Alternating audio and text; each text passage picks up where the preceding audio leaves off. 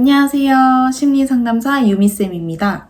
여러분, 이런 행동을 하는 아이가 사실은 단순히 성격이 급하거나 장난기가 많은 게 아니고 뇌에서 보내는 일종의 신호라는 사실 알고 계셨나요? 오늘은요, ADHD 아이와 단순히 활발한 아이가 실제로는 어떤 결정적인 차이를 보이는지 전문가들의 분석과 의학적 근거를 바탕으로 차분히 정리해 보았습니다.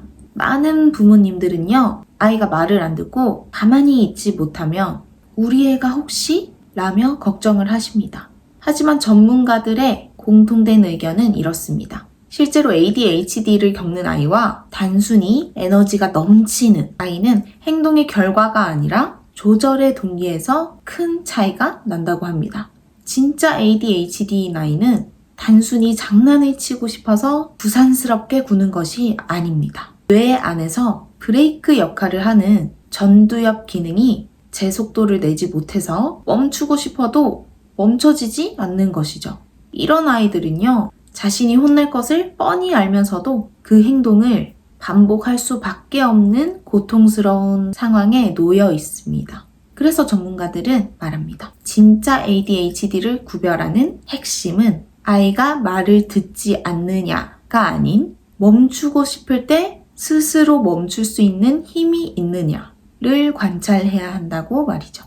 지금부터 그 구체적인 구분법들을요, 하나씩 짚어보도록 하겠습니다. 그러면 장난꾸러기와 ADHD를 가르는 세 가지 결정적인 차이에 대해서 알아보도록 하겠습니다. 첫 번째는요, 상황에 따른 조절 스위치가 작동하느냐입니다. 전문가들이 꼽는 가장 큰 차이는요, 바로 상황 인지 능력입니다. 일반적으로 장난기가 많은 아이들은요, 소위 눈치라고 하는 스위치를요, 가지고 있습니다. 집에서는 천방지축이어도 엄한 선생님이나 낯선 장소 혹은 조용히 해야 하는 엄숙한 분위기에서는 스스로 억제를 할 줄 압니다. 하지만 ADHD 아이들은요, 이 스위치가 제대로 작동을 하지 않습니다. 뇌의 전두엽은 현재 상황을 파악하고 행동을 억제하는 역할을 하는데요. ADHD 경우에는요, 이 회로가 일시적으로 연결되지 않는 것과 같습니다.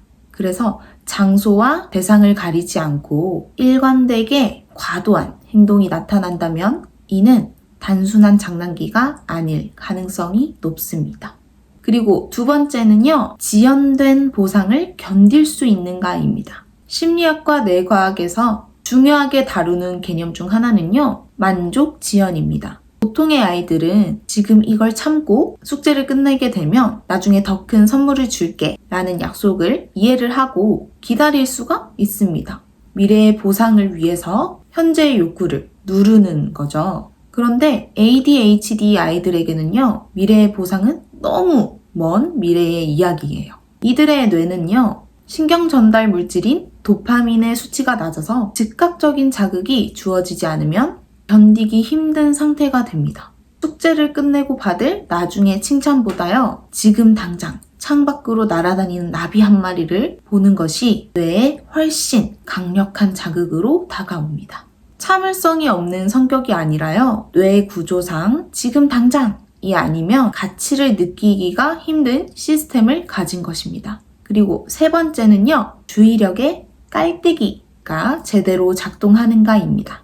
많은 분들이 오해하시는 것 중에 하나가요, 우리 애는 게임할 때 엄청 집중을 하고 자기가 좋아하는 거 할 때는 엄청 집중을 잘해요. 그래서 ADHD일 리가 없습니다 라고 말을 하시는 경우가 굉장히 많은데요. 하지만 전문가들은 이를 과몰입이라고 합니다. 일반적인 아이들은요, 깔때기를 통해서 필요한 정보만 걸러내서 집중을 하는 능력이 있습니다. 공부할 때는 주위의 소음을 차단하고 책에 집중하려고 하죠. 하지만 ADHD 아이들은요, 이 깔때기 필터가 고장이 난 상태와 비슷합니다. 모든 자극이 한꺼번에 쏟아져서 들어오거나 반대로 자기가 좋아하는 자극, 게임이나 자기가 좋아하는 분야의 어떤 것에만 뇌가 완전히 매몰되어서 주변에서 부르는 소리조차 물리적으로 듣지 못하게 됩니다. 선택적으로 주의를 배분하는 능력이 부족한 것이지 집중력 자체가 없는 것이 아닙니다. 그렇다면 부모님들은 어떤 점을 유심히 살펴봐야 하는 걸까요? 공통적으로 전문가들이 제시하는 관찰 포인트 3가지가 있습니다. 첫 번째는요, 위험에 대한 학습 효과가 있는가입니다. 다칠 것을 뻔히 경험했음에도 불구하고 같은 행동을 제어하지 못하고 계속적으로 반복을 하는지. 그리고 두 번째는요, 사회적 신호를 읽는가입니다. 친구들이 싫다는 의사표현을 많이 계속 하는데도 장난을 멈추지 못해서 결국 또래 관계에까지 영향을 미치는지를 확인할 필요가 있습니다. 그리고 세 번째는요, 감정의 진폭입니다. 단순히 짜증을 내는 수준을 넘어서 자신의 충동을 꺾었을 때 감당하기 힘든 수준의 분노나 정서적 폭발을 보이는가입니다. 이러한 모습들이 계속적으로 몇 달간 지속이 된다면요, 이는 아이의 의지 문제가 아니고 전문가의 도움을 고려해 보실 필요가 있습니다. ADHD는요, 아이의 잘못도 부모의 잘못된 교육 때문만도 아닙니다. 그건 단지 남들보다 조금 더 예민하고 빠른 엔진을 가졌지만 브레이크가 길들여지는데 시간이 조금 더 필요한 뇌를 가졌을 뿐이에요. 따라서 아이를 말 안 듣는 말썽꾸러기로 낙인을 찍고 훈육 강도를 높이시기 전에요, 아이 스스로도 조절하지 못하는 자신에 대해서 얼마나 답답해하고 있을지 그 마음을 한번 꼭 읽어봐 주셨으면 좋겠고요. 아이도 부모도 아이의 뇌가 세상을 조금 더 차분하게 받아들일 수 있도록 인내심을 가지고 함께 환경을 만들어 나가는 것이 가장 중요한 부분입니다.